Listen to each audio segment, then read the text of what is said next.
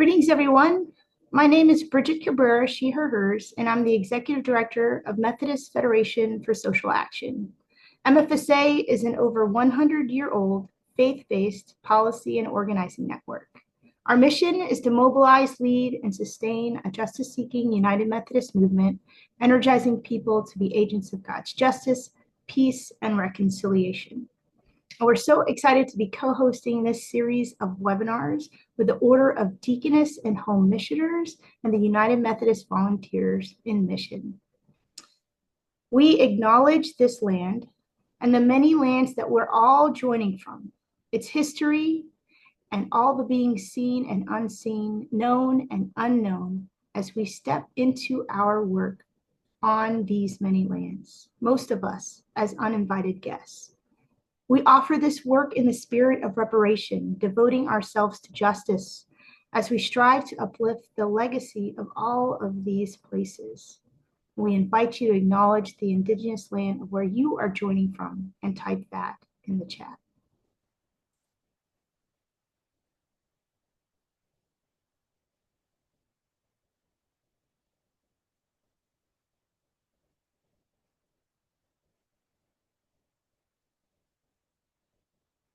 A few announcements concerning our call today. By participating in our webinars, we covenant together to co-create an equitable and brave space where we learn, engage, and grow in relationship together. We are recording this webinar, and that recording will be shared in the coming days. As you have questions, please feel free to chat them. Type them in the chat box. You can do this at any time during the webinar, so you don't have to remember your questions. We will be collecting them for the moderator. Closed captioning is available. It's automatically generated, so do expect to see spelling errors in the closed captioning, but that is available. Our moderator for our conversation today is Bill Watts. Bill has been an integral part of MFSA for over a decade, actively serving the East Ohio chapter in various leadership roles, including convener, communications chairperson, program council representative, also treasurer of the national board, and a key planner of numerous impactful events. His dedication earned him the prestigious Bishop James S. Thomas Leadership Award in 2015, a testament to his outstanding service. Beyond MFSA, Bill has been a steadfast advocate for equality through his involvement with the East Ohio Reconciling Ministries Network, where he has served as treasurer for 15 years. His commitment extends to the global stage, volunteering with the Love Your Neighbor Coalition during the last 4 general conferences, exemplifying his passion for inclusivity and justice. Welcome, Bill. Thanks, Bridget, for that introduction. And now the first webinar on Beyond Borders, Centering Humanity in the Immigration Conversation, Stories, Struggles, and Solidarity. As Bridget said, you can put your questions in the chat during the Q&A, and we will address those with our guest speaker after the Q&A portion. Jeff Stewart is our today's speaker. Jeff Stewart is currently a coordinator of immigration services with the Immigrant Worker Project and has worked with the project since 1998. He has worked on several organizing campaigns over the years, including 17 unionization drives, transnational solidarity campaigns, and various economic justice projects.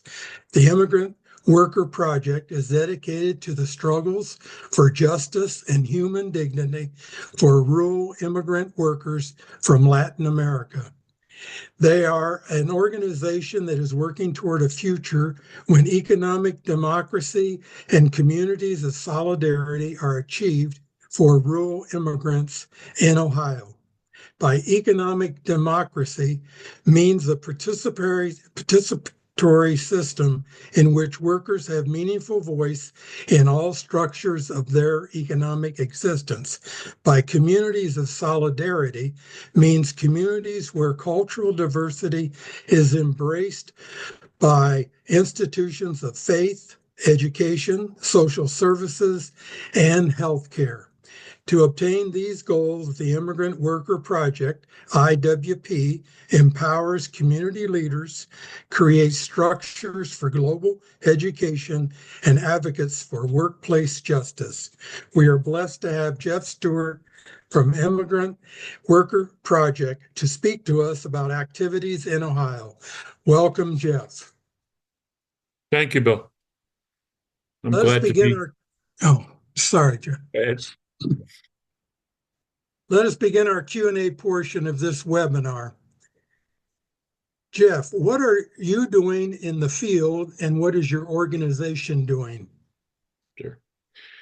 So, Immigrant Worker Project currently works in 29 counties in rural Ohio. We work in 5 major areas. So, one area that we work in is immigration, immigration services, immigration advocacy, work with people that have suffered immigration raids, and also people that have been detained. One of the other areas we work in is workplace justice, as you indicated in the introduction. We work on everything from workplace safety to wage and hour claims, to working with both mediation for between the workers and owners of workplaces, as well as it arises, working on unionization campaigns. We also work in economic justice. So in that area, we have a small co-op. We take no administrative overhead for the co-op. The co-op in this last year earned for worker members approximately $380,000. The members of the co-op are all rural immigrants. Most of the cooperative services are either maintenance or catering.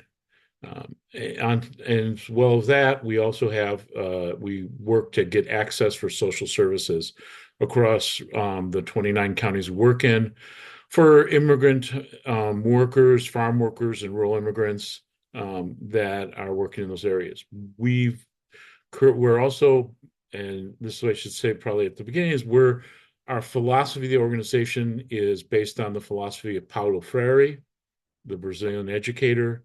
Everything we do is base oriented and from the grassroots up.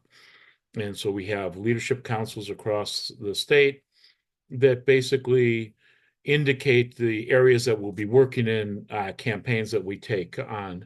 And so we do a lot of that organizing work as well in the rural regional areas. So that's sort of the structure of IWP and where we're working currently. Thanks, Jeff, for that update. I guess the next question we would have is, what is the current situation for migrants that you're working with? Well, I think it goes without doubt that things have changed radically over the past couple months. In most cases, a lot of the workers are struggling to begin with. In most of the workers had a hard time ever since COVID. One of the issues was that most of the people we work with are essential workers, and so they had to continue working during COVID, making them, high degrees of infection, a lot of hospitalizations during that period, with not as much access to healthcare.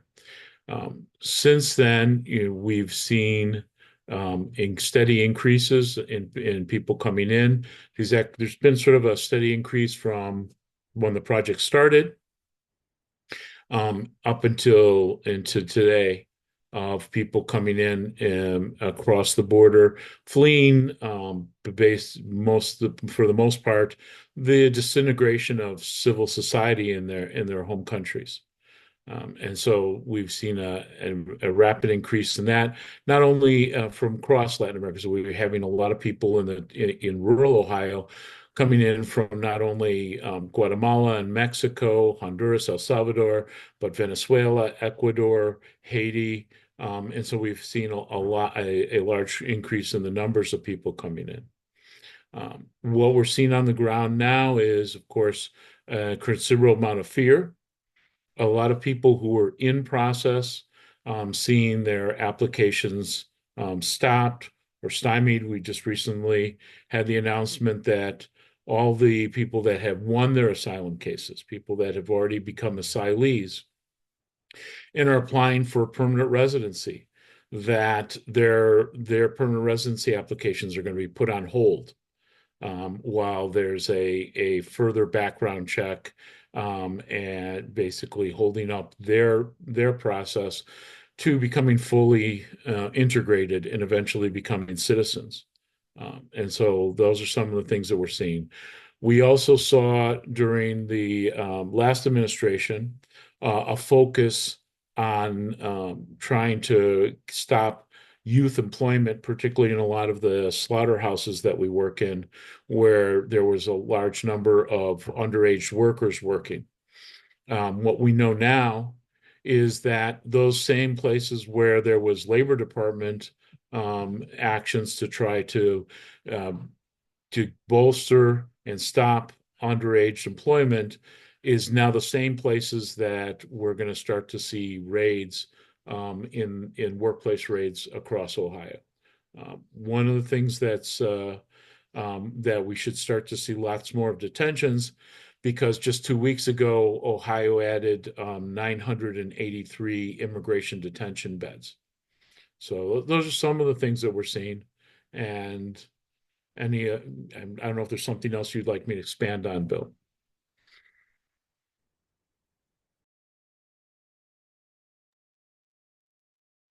Bill, you're on mute. Thanks. No problem. Forgot to push the button. In regarding to the situation with migrants, two parts. Has the recent Trump administration changed any tactics at all that was happening prior to the previous administration that's happened in the last 2 months? Well, one of the areas where we've seen a huge change recently is people with final orders. So we've got quite a few people that have a final order of removal, but they've been here for decades. There may be humanitarian reasons in which they're allowed to stay. It might be because of U.S. citizen children. It may be that they crossed the border after a previously losing a case with their children because of the breakdown of civil society back home, so that their children could get here safely and apply for asylum themselves. Recently, we've seen a lot of the people with those final orders being detained up, or when they go in for their being removed. And so that's one of the things that we're seeing that's a change from before, where normally they would be checking in. And these are people who are following the rules that have been laid out for them, by immigration previously.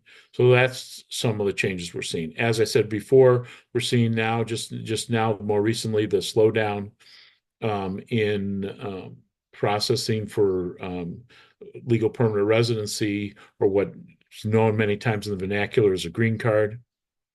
And so that we're seeing that happen. So those are some changes that we're seeing happen. We're seeing enforcement actions to a certain extent. We haven't seen any large workplace raids. There have been some smaller workplace raids where they've gone after small shops. I think that we'll probably see a larger raid now that the number of immigration beds have been increased, and so that there's space for people to be taken. So we're seeing that. One of the other changes that we're seeing is an increase of the use of expedited removal. So expedited removal means that you can be removed without having access to the immigration court. You have no hearing, you have no access to a bond. And we've seen an increase of that for people who have been here less than 2 years. So that's meant that a lot of people have had to carry around with them proof that they've been here for more than 2 years to be able to not fall into the process of expedited removal.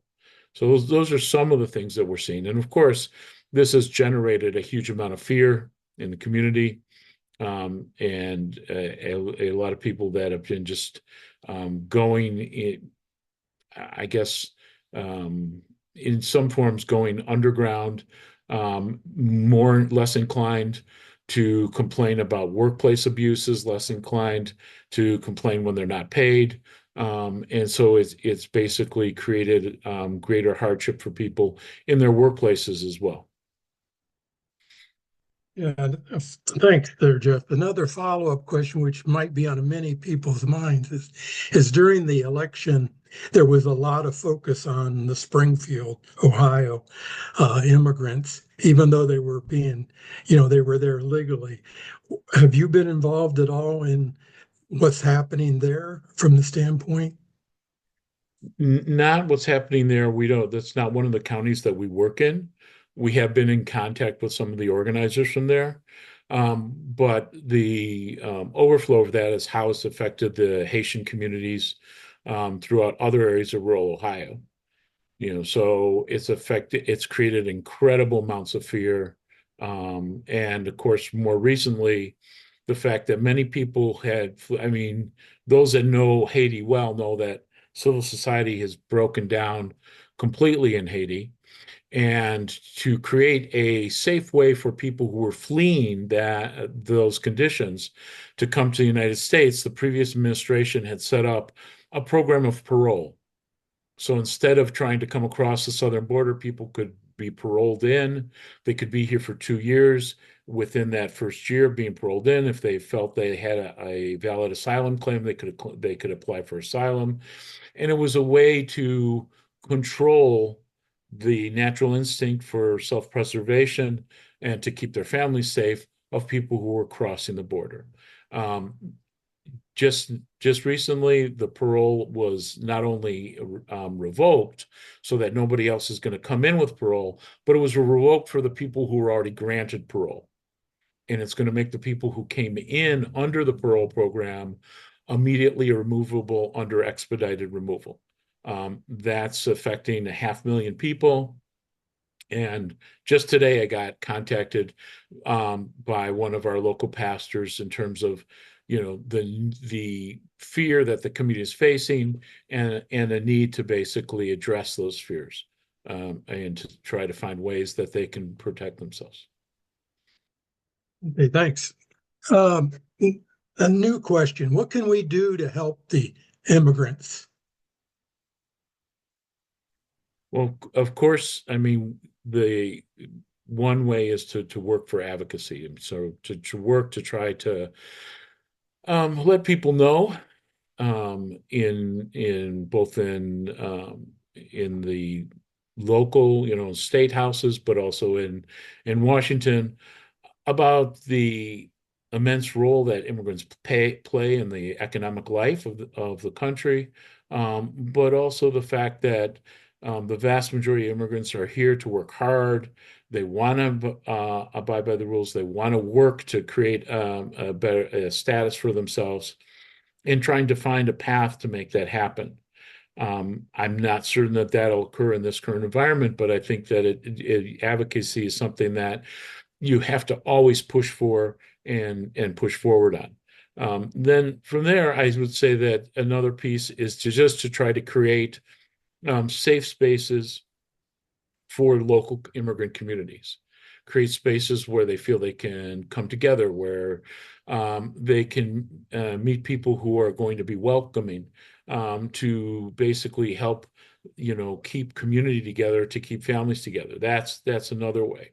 A third way, if some communities want to be heavily involved, that we've been working with communities on is accompaniment, is direct accompaniment. So is basically we've been working to train people to work with families that are under imminent threat of deportation, to accompany them in their lives, to help them with paperwork that they need to get ready in case they are removed, to help perhaps U.S. citizen children who are going to be left behind cope with the situation. Many times what we're seeing is as parents removed, perhaps parents under final orders, or parents who come to the end of their cases, or parents who are just swept up in immigration enforcement.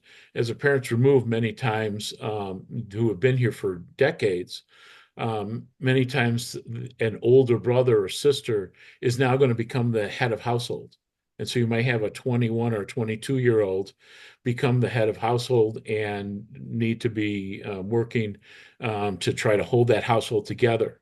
And so people that we've been training in accompaniment, it gives them a tool, tools to be able to accompany that family and to help them to cope with some of the issues that they're going to be confronting. Okay. So what should we not be doing?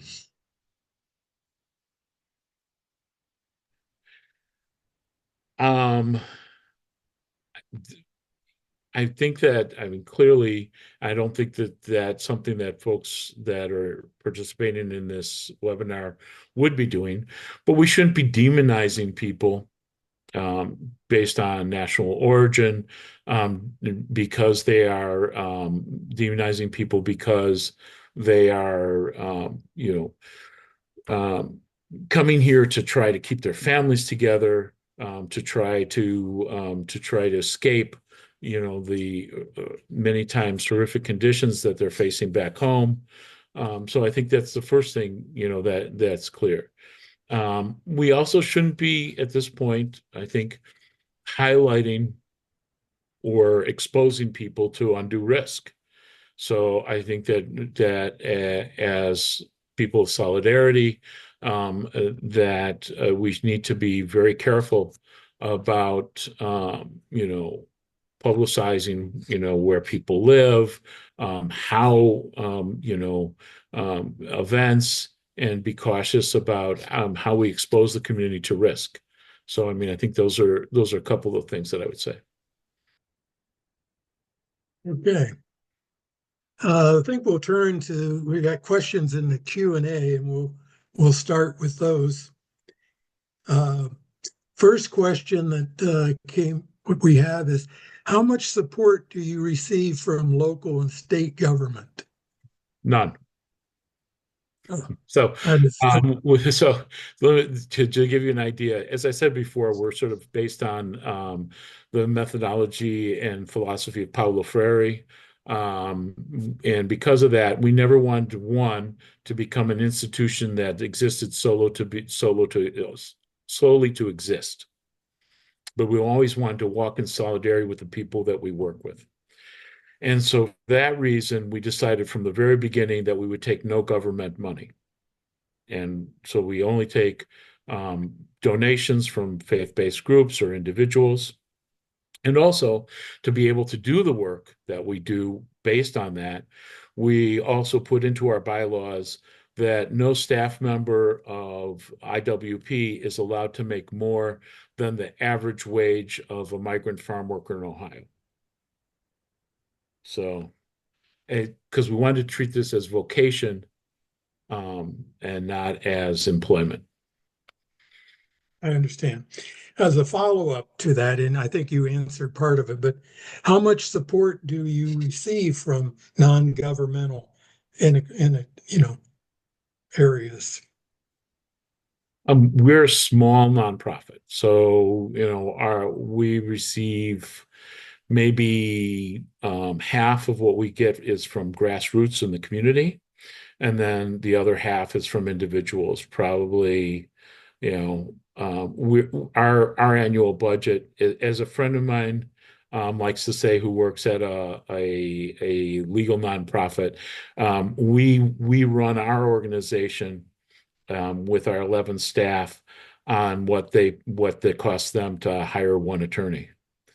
So if that gives you an idea. And so we're getting, we're fairly, low budget. And every penny that we make goes towards programming for the most part. And I saw a question about why only 29 counties in there as well. So Yeah. just And that's why we don't have the resources to work, and we want to work in areas where we can fully have organizing committees, and where we can work in depth with the communities. So we have actually the 29 counties we work in. We have it divided into 9 regions. We created the 9 regions by looking at who was playing football or soccer against each other, because we noticed that created an overlay of community connections that existed within the community. And so that those familial connections, those economic connections that exist were sort of replicated by who played soccer against whom. And so that's how we created our 9 regions. So, and we have members in our organization. As I said, we have regional committees that elect the board. Our board is 78% migrant farm workers and rural immigrants. And we have a statewide leadership board, or 29 county leadership board of 53 individuals. And we have currently about 6,480 members. Okay. One of the questions that was asked regarding was, are you seeing fear of minors being taken without due process? Well, we're seeing the fear of parents fearful that they'll lose their children. And so what we're doing to combat that is we're setting up powers of guardianship for parents to sign over to people that they trust. So in case they get removed, their children don't go into children's services. So that's partially what we're seeing. We're not seeing, I mean, so we represent at this point over, or have represented since the classification was started in 2009. We've represented over 3,000 unaccompanied minors. Unaccompanied minors have access to many routes for their cases that adults don't have because of the Wilbur-Weatherford human trafficking law. Up to this point, we've not seen the government start to try to go after them in any concerted way, but we have seen things happen, like many of the unaccompanied minors have access to a defense which is called special immigrant juvenile status, and it's a visa, and it's governed by the visa bulletin. And so until recently, it either stays static or it goes forward. Last month, it went backwards, and now in April, those classifications will become unavailable. So none of the kids who have been granted that already are going to be able to adjust their status to permanent residency. When families are deported, where typically are they going to these upcoming detention centers in Ohio? That's just been, you said they were opened up, like what, 900 and some beds, or are they sent back to the country they came from? Most are sent back. We don't have a family detention center in Ohio yet. So they would be sent out of state if they're going to be detained as a family. For the most part, what they've been given is a final option that they have to basically come in with their tickets and basically self-deport in those circumstances, so that they'll all be leaving together. What we've seen more of is, a single parent or 2 parents being taken with the kids left stranded here. So until recently, Ohio had gone down to only 59 detention beds.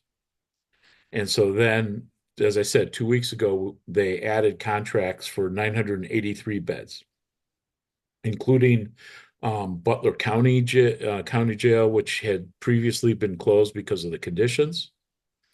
In Northeast Ohio Correctional Facility, which is a private facility out in Hubbard, Ohio. Okay. Another question that came in was, do you partner with other organizations to provide services? Yes, so that's actually how we increase our footprint. We are incredibly we will work with people across the board. We always partner with organizations. We try to create, even in the areas we're working, if another community organization is forming out of the community, we work with them to empower them, to engender them. We would love to create more community-based organizations and work ourselves out of this work, and basically create more grassroots organizations locally. We work with congregations and parishes to help them work with the community, and to create outreach to the community. So we're always working to try to help, and that's how we do the work. I mean, our core staff is 11 people, but we work with over 200 volunteers. Mhm. Have you seen the IWP organizational priorities change over the past couple years and maybe even the last 4 or 5 months, knowing? Yeah, it's certainly changed over the last 4 or 5 months, and it's mostly been as anything that we do.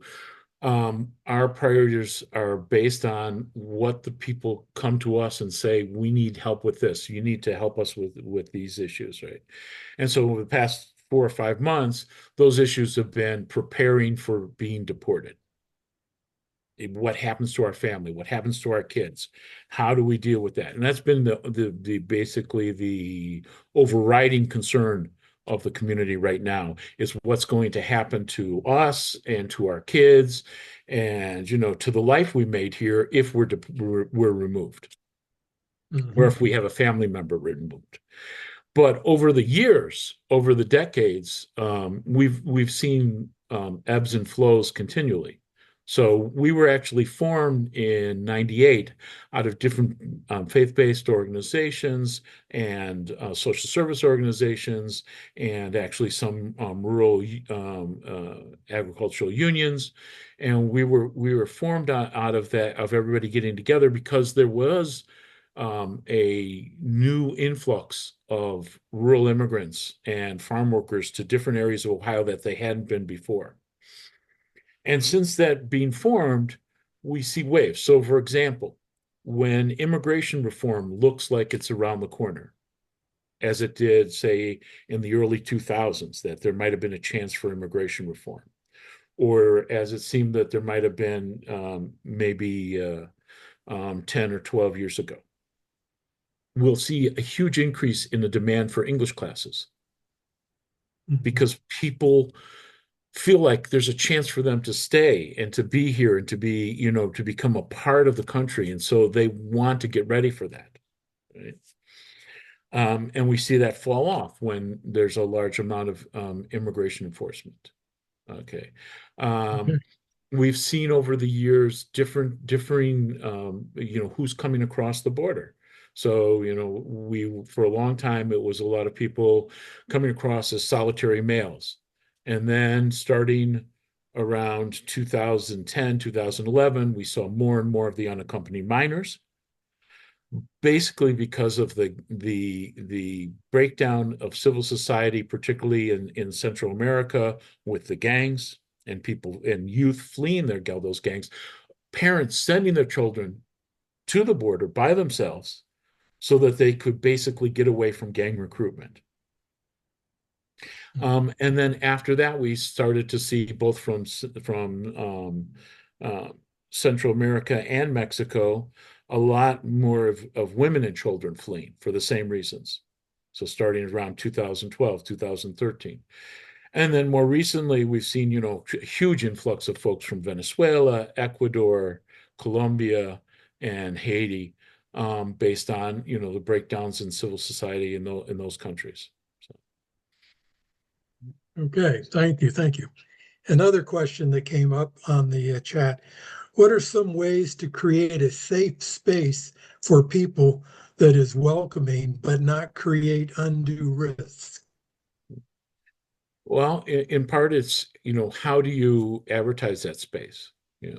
first of all, the best way to organize and to reach out to the community has always been, but even more so now, is door to door, one on one, talking to people.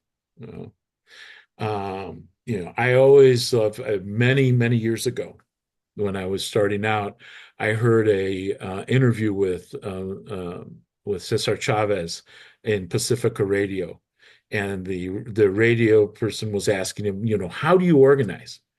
And he said, one person at a time. No, but what's the key? Because they were looking for this magic key of organizing, this magic thing that would make it all just sort of click, and all of a sudden you have a mass movement. And he kept on saying, no, you don't understand. It's one by one by one by one, and that's how you do it. You have to go door to door. You have to talk to people. You have to see where they're at and try to work with them to engender, okay, the tools and skills they need to take on the issues they want to take on. Okay. And so one thing is, you don't just put out a huge flyer, hey, we're doing English classes, or we're doing a meal, or we're doing that, but reaching out to the community in those ways that protects the community. Unfortunately, I'd like to say, well, in a church environment, you could have the benefit of sanctuary, but the current administration has ended the sensitive locations memorandum, and so therefore churches can be raided. Right.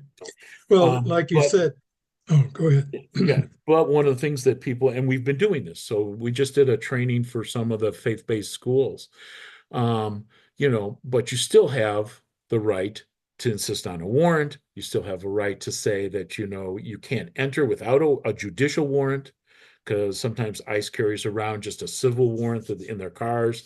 That's not a judicial warrant, and so you can train people within your church or within your, the school or whatever, to basically protect people's constitutional rights.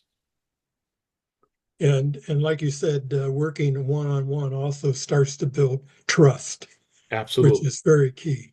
It is essential. Is essential.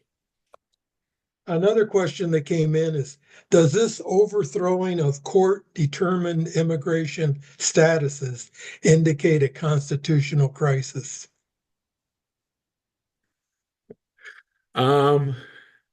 If so, isn't that also something to share with the people?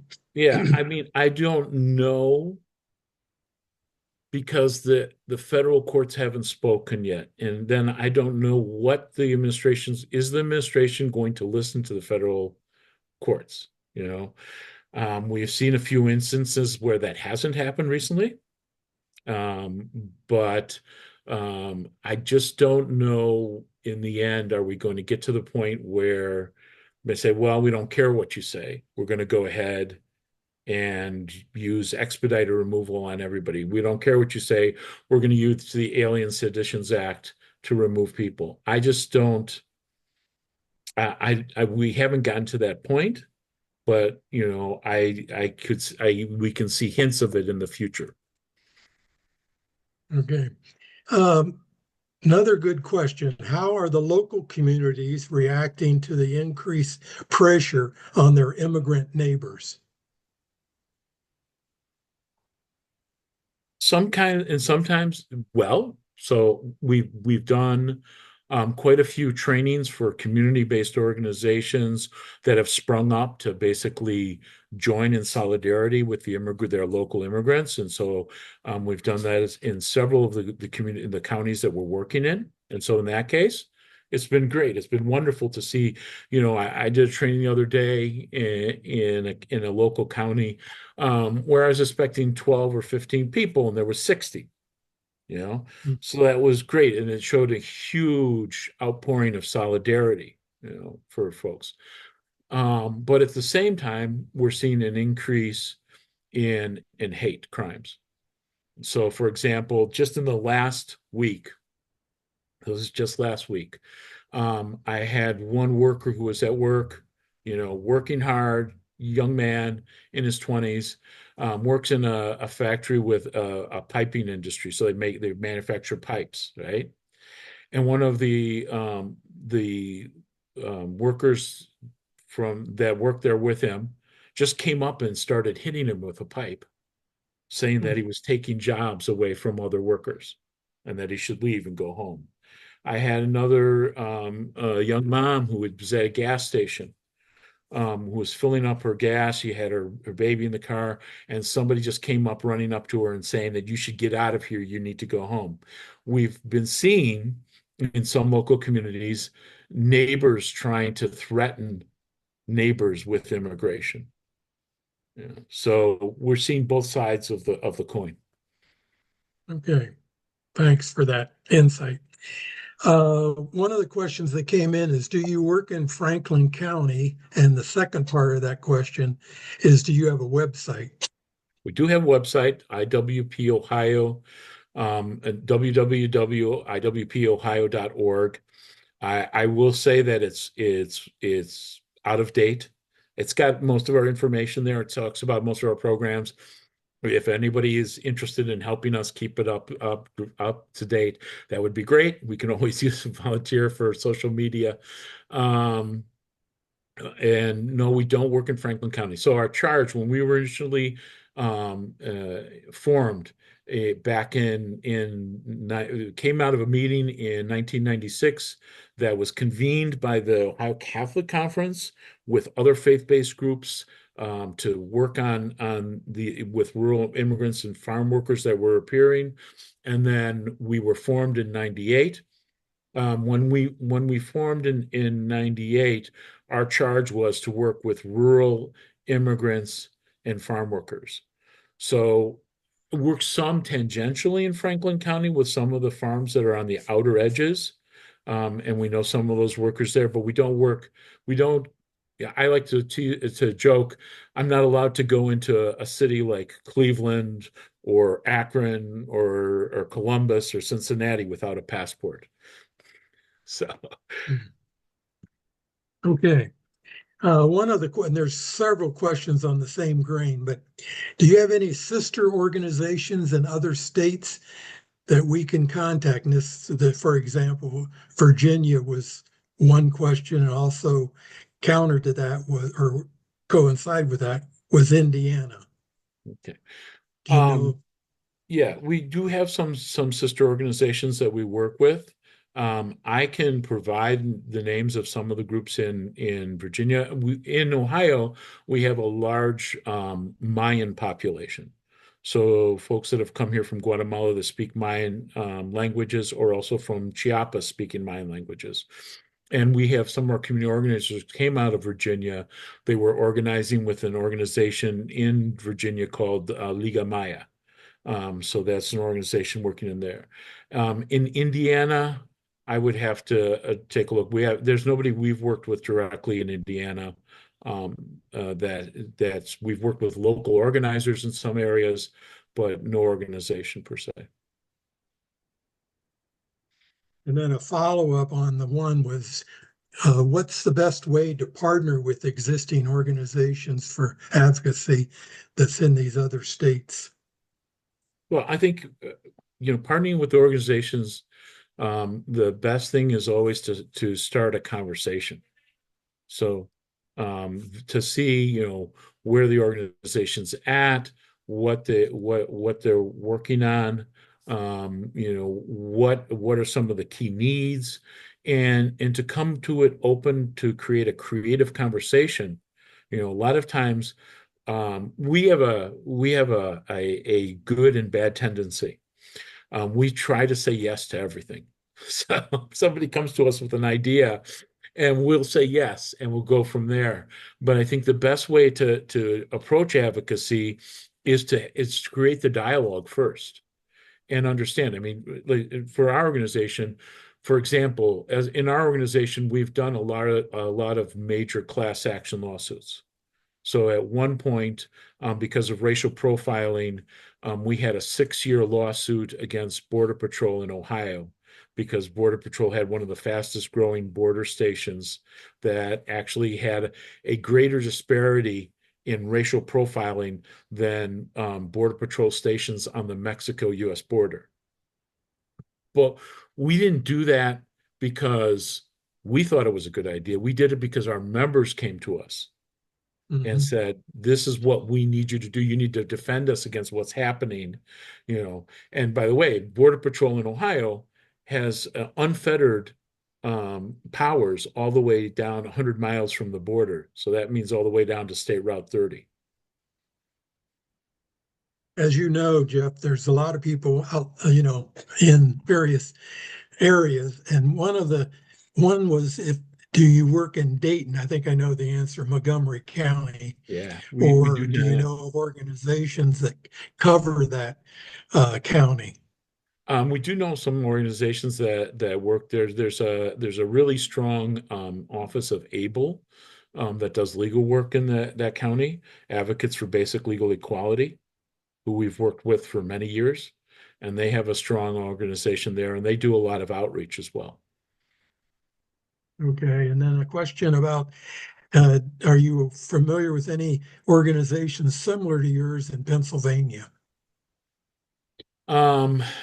There are some. The probably the overarching organization that would know about most of those that's based in Pennsylvania is PASA. So PASA is an agricultural organization that sort of works on a large scale, and they know about a lot of the local organizing. Now they've just taken a heavy hit because they get a lot of their funding from the government, particularly USDA, and I think that they just got defunded almost to zero. So. And that's one of the reasons you don't take Okay, government funding. It's when they cut it off, you're gone. and I guess this question just came in. Any similar organizations you're aware of in Illinois? Oh, Illinois' got thousands of organizations, and Heartland Alliance is out of the Chicago area, also works in some of the rural areas, and they're one of the premier organizing and legal service organizations that works with immigrants in Illinois. They're incredible, and I know most of the people who run that organization, and they're really great, and they're really great community organizers, and they've got like hundreds of we have 7 satellite offices. They have hundreds. They have a lot of stuff that they do. So that's great. Okay. Well, the last question I see, which would be a good, is there a coordinating national organization of IWP or related organizations that kind of fall under an umbrella that's doing similar things, but maybe different names? No, It there would be is a not. national There's no group. there's no sort of coordinating body. I'd love to see that. It would be great that just even for the sharing of ideas, because we all come up with different ways to do Right. things and different ways to work through different problems. For example, when we're working with people, just as just a creative way we got around a problem. When we were working with people and we're able to start their immigration process and they get their work permit, they have to have proof of where they live or some type of local documentation. And particularly for the unaccompanied minors, they didn't have that. But then we found they could get fishing licenses, and fishing licenses served as that proof, and we could get around. And it was an innovative solution to a problem, and I think lots of groups are doing innovative solutions to some of the problems they're facing, and I think that would be a wonderful dialogue to have.